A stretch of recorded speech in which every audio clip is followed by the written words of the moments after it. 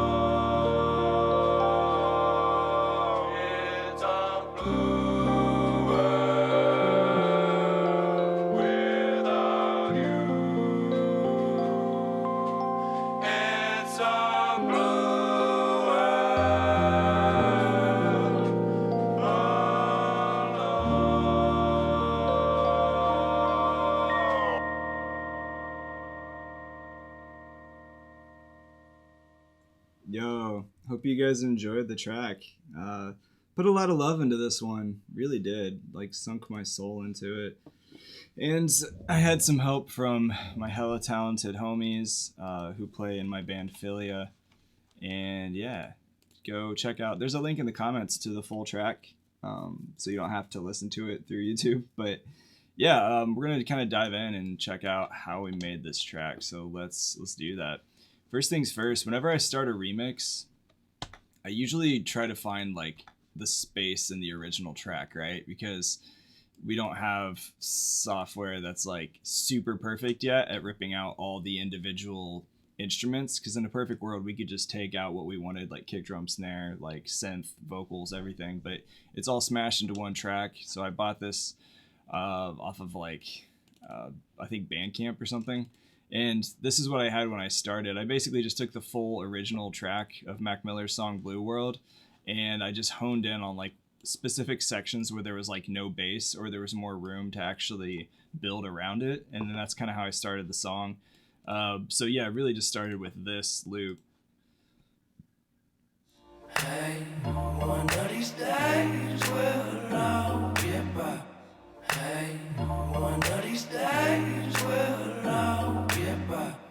Hey, one of these days we'll all get by. And then I took that and I copy and pasted it over into Arrangement View, and it basically turned into the pre-chorus. And then that's actually this track right here. I just copy and pasted it 4 times, made like a 16-bar loop, and I guess that would be 8 bars, an 8-bar loop. And then I just started adding things around it, like these little mouth quacks. Like I actually just like went up to a microphone, I was like, and then I took that and I pitch shifted it and made it into this like weird, like percussive type of bongo type of playing instrument. So I just sampled myself being like, and let's listen to that.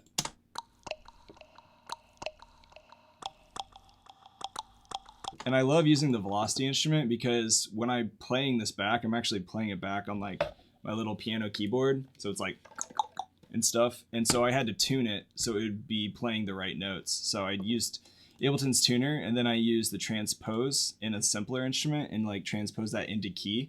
So then when I played it back, it was in key with the song.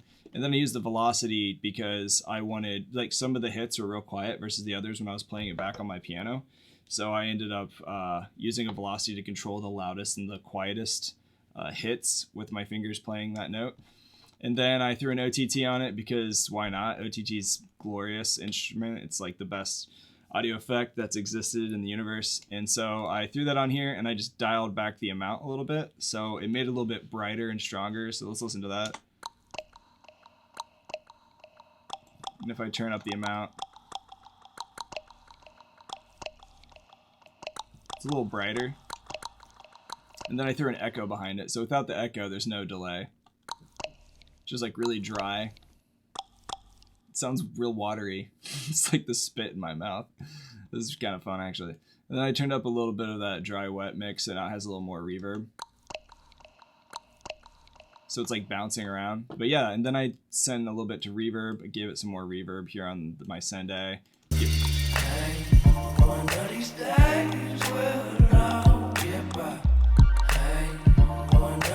And if you're actually listening like not on a shitty iPhone speaker, you'll be able to hear all this like way better. So if you have headphones on, you'll be able to hear a lot more of the detail of what I'm sharing. But yeah. And then so I kind of started building with that. The next thing I did is we laid down some bass guitar pretty quick. Frank, he has like an amazing beard. He and I laid down some bass together, and lately when we're producing a lot of Philia stuff, it's like kind of jam band, but then it like turns into like a drop. Like we usually have like a heavier drop with some bass and like synth. So what I did with that is I created 2 different bass tracks. I had one for the drop, and this was his bass for the drop.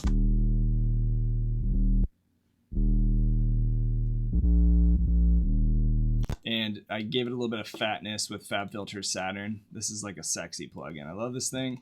And I didn't touch the super low end. When I'm saturating something to give it more distortion, I usually want to try to do what's called multi-band, so I can leave the super subs untouched, and then I'll boost and saturate somewhere around here between like 100K, or I'm sorry, 100 hertz to say like 250 or something, just to kind of give it some fatness. You'll actually hear it on like headphones better, like, because a lot of times you actually feel bass below like 70 hertz.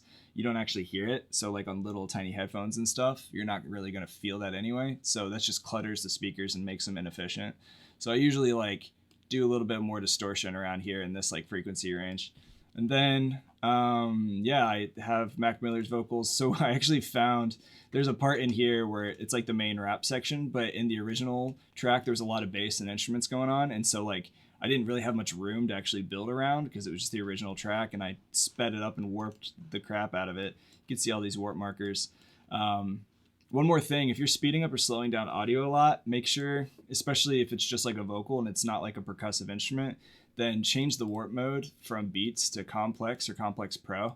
That's going to make it sound like 100 times better because it's using a warping algorithm that's designed for like stretching audio that is not super rhythmic. Because the default is Beats mode, which is fine, but when you're doing this stuff, definitely Complex or Complex Pro.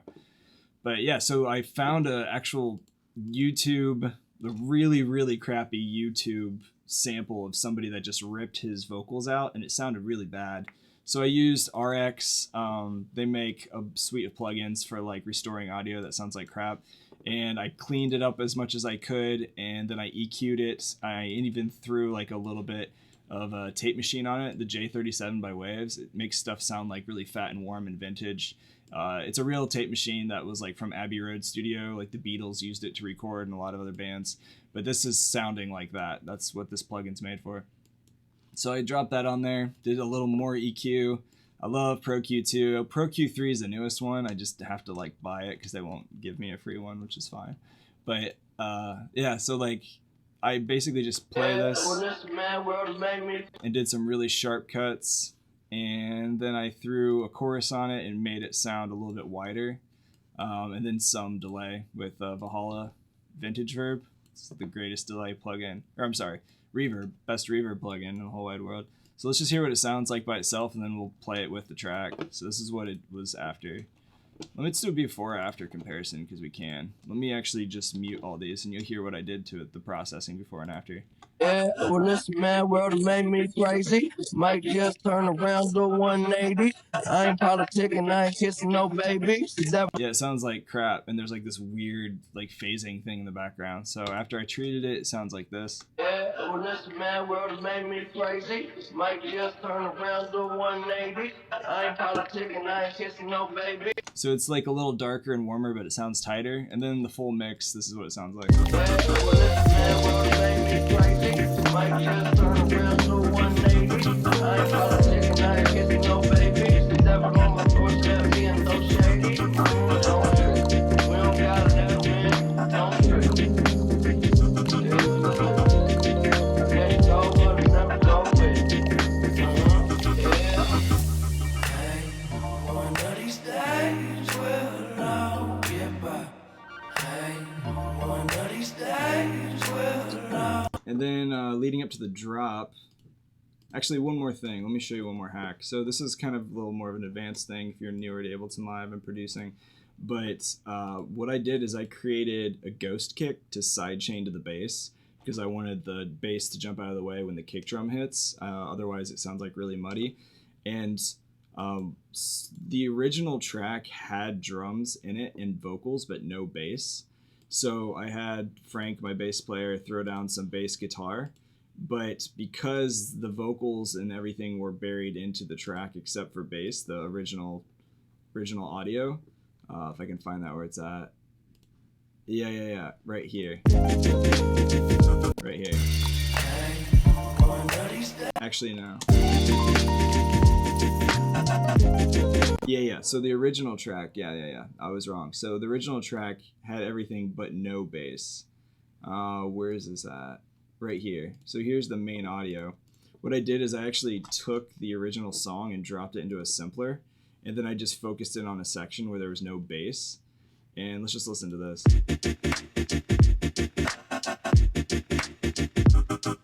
So I played it back at different intervals. So I'm playing it, the original song back, but I'm actually transposing it, playing it with different slices and notes. So I'm chopping it up. And then there was no bass, so I laid down bass guitar. But the kick drum is actually baked into the original track in the sampler. So I right-clicked on the original track, and when you click on any audio, you can choose what's called convert. You could choose convert melody or convert drums to new MIDI. So what that did is it analyzed the original audio track and it found the drums in the audio, and then I was able to separate just a kick. So this is just a dummy track; it's not playing anything, but I created these little cue markers with like a kick drum, which you can see right here, so that it's making the bass guitar jump out of the way a little bit when the kick drum hits in the track that's in the sampler. Hopefully you follow that and that makes sense. But yeah, sidechaining is super important, especially with kick drums and bass. And I was limited because there was no bass, but there was drums and all the other stuff in the track. So I had to strip the drums out to make it sidechain to the bass guitar we recorded. Hopefully that makes sense. Yeah, I was really happy and just super, like, it was just a beautiful accident how this whole saxophone part came. I sent like a demo of the track to my buddy Curtis, who plays saxophone, and he sent me on Snapchat like him just like playing this part, and I was like, dude, we're definitely gonna record that. It's brilliant. So that's how this happened. So I had him play the exact same thing twice, and I panned one farther to the right and I panned one farther to the left, and then I ended up cutting off a little bit of the highs and the lows on one of them because he played one an octave higher and the other one an octave lower, but played the same notes. Actually, no, I think he played one's harmony, one's, yeah. Anyway, he basically played the same thing twice. One was an octave higher, one was an octave lower. This is what it sounds like.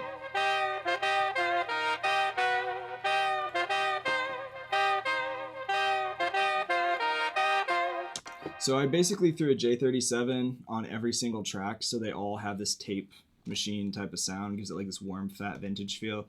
And then I threw a glue compressor on it to make this, to tighten it up, a little compression, a little EQ, a little more EQ. I grouped these together, and that's what we're processing right now, both of these saxophone tracks.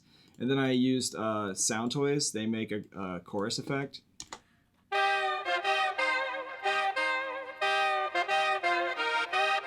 So that's a nice little chorus. I use this on almost every track. It makes stuff sound wide and slightly detuned, and it makes it sound real thick.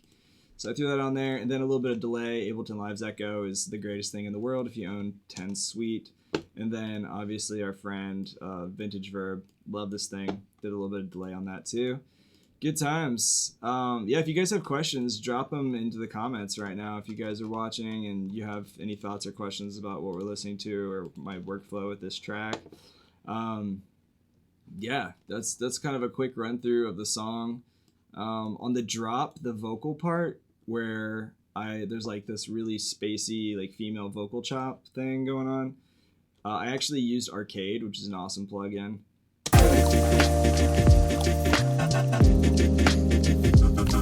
It's actually down here.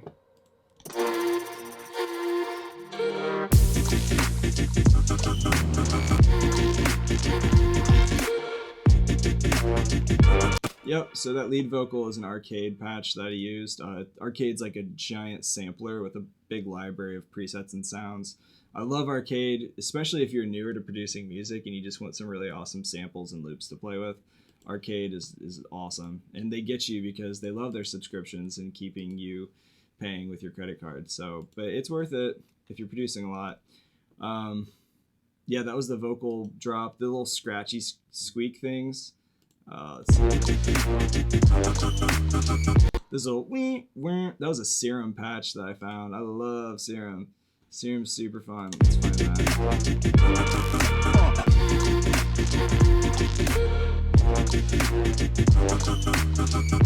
Yeah.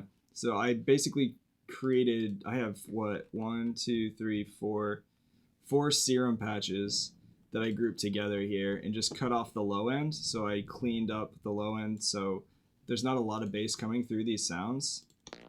even though they're very bassy type of sounds. And what I did is I just layered the notes with the bass guitar. So my homie Frank was just rocking the bass. So just with the serum patches and the wobbles, I layered it with the bass.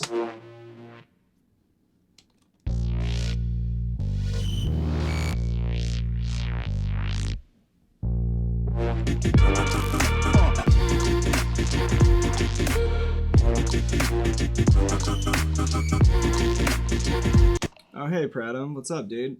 You asked, is there a way to get older versions of Soundtoys plugins? Yeah, you have to go to their website, and I'm pretty sure you have to contact support and ask them, and then they can send you a link if you can't find it on their site. I've had to do that before a long, long time ago. So just contact Soundtoys support, and then they should be able to send you like a legacy download. Yeah, dude, it's good seeing you, man. Hope you're busting out all kinds of tracks. That's the homie. Pradam was in my Ableton class back in the day. He's crushing it. Keep busting out some music, dude. I want to hear new stuff soon. But yeah, man, for sure. I love you guys. Thank you for tuning in. I'm going to be doing this every single Friday at 3 p.m. I'm just going to bust out a track, and I'm just going to start showing you guys like different tips and tricks with songs I've produced with my artist named Philia and other tracks I'm working on. So yeah. Also, can you explain how to get powerful pans? Powerful pans. Like stainless steel pans? We're talking like cooking pans? No, I'm just kidding. Like, yeah, this is fine, dude. Mixing, panning is like freaking gold. When I'm using like for example, this saxophone drop, I recorded the same saxophone take twice, and I just panned one left and right, but he's playing the same thing. You could use that with guitars, even vocals. A lot of times people are doing that just to make it sound really big and wide. Your low end, like your bass instruments, should usually always stay in the middle. In fact, I'd just say always keep them in the middle.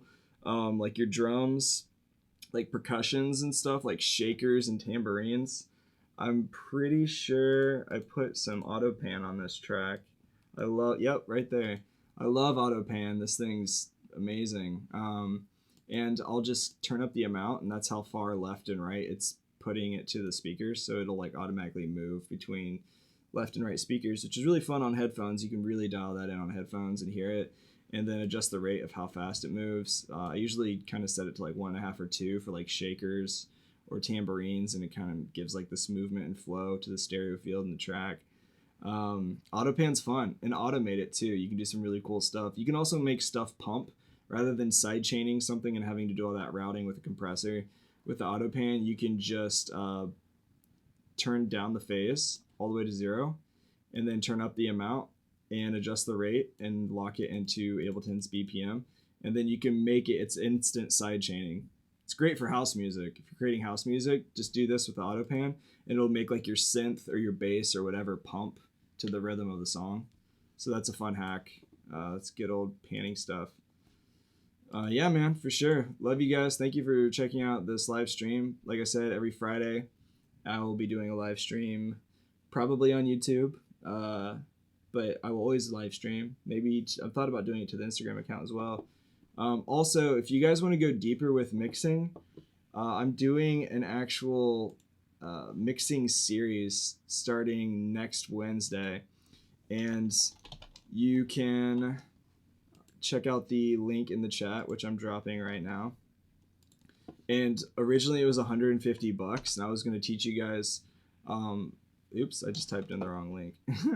But I'm going to walk through from beginning to end how I would mix a song from the beginning of the song to the very end, and then like all the way up to mastering. We're not going to talk much about mastering, but I'll show you like a bunch of workflows and tips and hacks using Ableton Live's devices and other third-party plugins that I love and use, and how to produce with that. So I'm going to drop that link into the chat right now, which you guys should have in like 5 seconds. And definitely recommend, if you have extra time, which I think a lot of people do, this webinar series is 70% off, because I know that a lot of you guys are struggling, and myself included. It's nice to be able to earn income and make a living, and if I can help you guys and teach you in the process, it's a good day. So that's the link right now to the webinar. So right now it's only $49. Normally it was $150.